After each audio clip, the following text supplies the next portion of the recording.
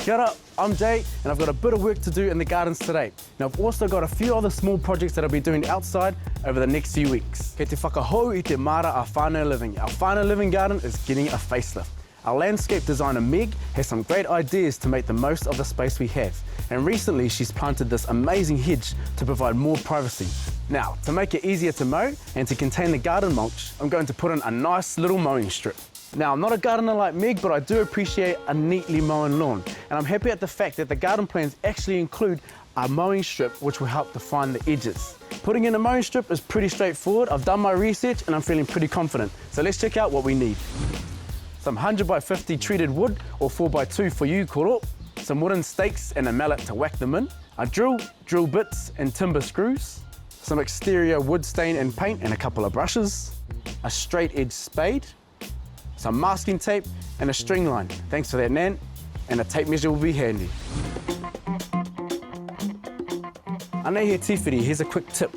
Now, if you stain your timber first, you'll actually have a bit more time to start planning out your layout while it's drying. Now, staining the timber will actually help protect the timber a bit more, and it will also help it last longer while it's outside. So right here is where our mowing strip is going. We want to separate the lawn from the back hedge. So what I've got to do is just measure it out to see how many meters, because I roughly need 1 stake per meter. Ka pai te aho tērā, it's looking pretty good. So now we've got to lay out our string line. And then what this is going to do is ensure that our strip is as straight as possible. Oh, whānau, that's us, let's get digging. Anei he tīwhiri anō, here's another quick tip. Now, the depth of the wood is 100 millimeters. So what we're going to do is measure out 100 millimeters on our spade, grab our tape, add that on. Now that's going to give us a good indication so that we know that when we dig, the wood's going to sit flush with the lawn.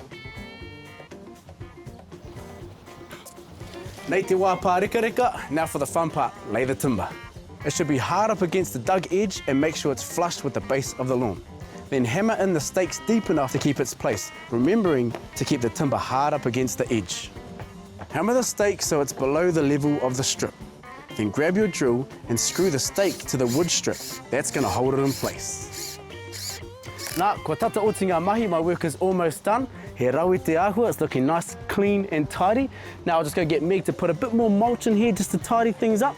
Then it's all done and dusted. That's it for me. I've got to go and mow the lawns now. I'll see you later.